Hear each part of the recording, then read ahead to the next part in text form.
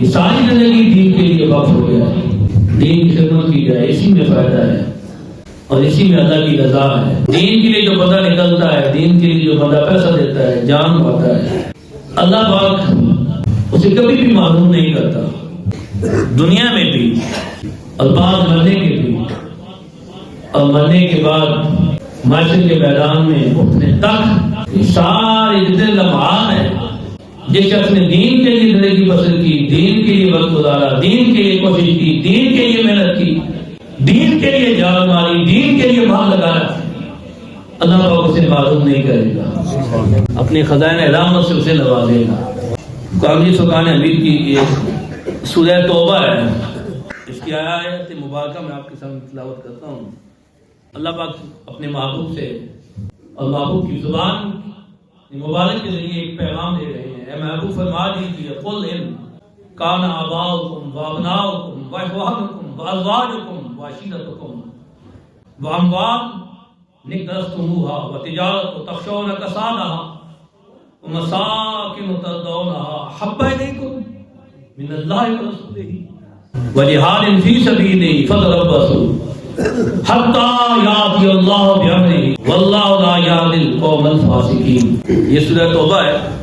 اے میرے محبوب فرما دیجئے، اگر تمہارے باپ، تمہارے بیٹے، تمہارے بھائی، تمہاری بیویاں، تمہارے رشتہ دار محنت سے کمایا ہوا تمہارا مال، تمہاری تجارت اور جن گھروں میں کوٹھیوں میں تم رہتے ہو، تمہاری رہائش تمہیں زیادہ محبوب ہو جائے، زیادہ پسندیدہ ہو جائے اللہ اس کے رسول سے اور اللہ کے راستے میں جہاد سے، فتربصوا، پھر انتظار کرو، حتی یاتی اللہ بامرہ، یہاں تک کہ اللہ کا حکم نازل ہو جائے۔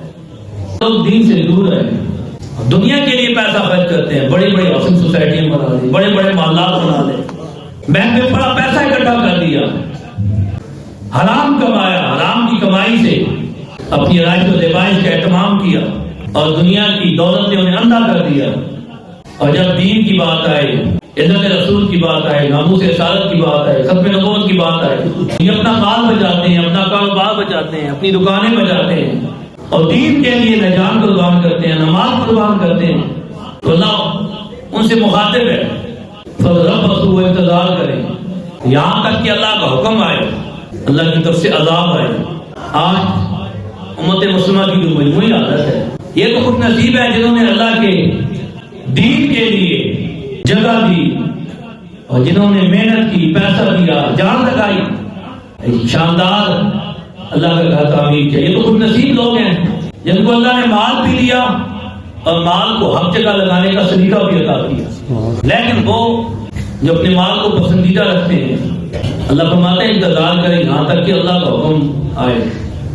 آج جس طرح ہماری معاشرت کی صورتحال ہے، کہتے ہیں پاکستان ڈیفالٹ ہو رہا ہے، قرضے اتنے بڑھ گئے ہیں اور سود کی لعنت کی وجہ سے، اللہ سے اعلان جنگ کی وجہ سے ہمارا ملک نیچے جا رہا ہے۔ ہم اللہ سے اعلان جنگ بھی کر رہے ہیں اور یہ تمنا بھی رکھتے ہیں کہ ہم ترقی کریں، تو ترقی نہیں ہو سکتی۔ اگر یہ ہمارا معاشی نظام ٹھیک ہوگا تو کس کا ٹھیک ہوگا؟ جب نبی کے نظام کا نفاذ ہوگا، جب مال حق جگہ پہ لگے گا، پھر یہ ہوگا کہ اللہ کی رحمت نازل ہوگی۔ چاہے جتنے طریقے پہ کر لیے جائیں، اگر اس ملک کو قرآن سے نکالنا ہے اور اس ملک کو خوشحالی دینی ہے تو پھر ہمیں دین کی طرف پلٹ کے آنا ہوگا۔ آقا نے ارشاد فرمایا ثلاث من کنا فیہ وجد حلاوۃ الایمان۔ نبی رحمت کے اس فرمان کی طرف توجہ کرنا، ثلاث من کنا فیہ وجد حلاوۃ الایمان۔ آقا نے فرمایا ایمان کی مٹھاس، ایمان کا ذائقہ وہ شخص چکھے گا اس میں یہ تین چیزیں موجود ہوں گی۔ آج لوگ کہنے نہیں بڑے پریشان ہیں، سکون نہیں، اطمینان نہیں، کوئی سمجھ نہیں لگتی، پریشانی ہے، کھاتا ماحول بھی ٹھیک نہیں ہے، بڑے دکھی ہیں۔ میرے آقا نے فرمایا کہ ایمان کی مٹھاس، ایمان کا ذائقہ وہ تین چیزاں بچے، وہ تین چیزیں ہیں۔ پہلی ان یکون اللہ ورسولہ احب الیہ مما سواہ۔ پہلی چیز حضور کے ارشاد فرمایا، جو بندہ ایمان کا ذائقہ چکھنا چاہتا ہے، ایمان کی مٹھاس کو پانا چاہتا ہے، تاجدار ختم نبوت نے ارشاد فرمایا کہ وہ اللہ اس کے رسول کو تمام کائنات سے زیادہ محبوب بنا لے. ان یکون اللہ و رسول، اللہ اس کا رسول اس سے محبوب ہو جائے. مال بعد میں، پیسہ بعد میں، اولاد بعد میں، حتیٰ کہ اپنی جان بھی بعد میں، اور سب سے زیادہ محبوب نبی رحمت کی ذات مبارکہ ہو جائے. سب سے زیادہ محبوب قائد عالم کی ذات مبارکہ ہو جائے. جب دین کی بات آئے، جب ناموس رسالت کی بات آئے، ختم نبوت کی بات آئے، پھر مال بھی، جان بھی، اولاد بھی دین کے لیے قربان کر دیں.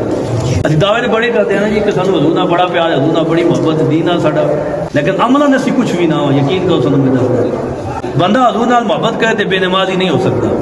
بندہ حضور نال محبت کرے تو اس کا چہرہ حضور کی سنت تو خالی نہیں ہو سکتا. بندہ حضور نال محبت کرے تو بندہ راشی نہیں ہو سکتا. بندہ حضور دا غلام ہے، حضور نال محبت کرے تو دنیا دار اور دنیا دی گندی محبت اس کے سینے میں نہیں آ سکتی. بندہ حضور نال محبت کرے تو بے ایمان نہیں ہو سکتا.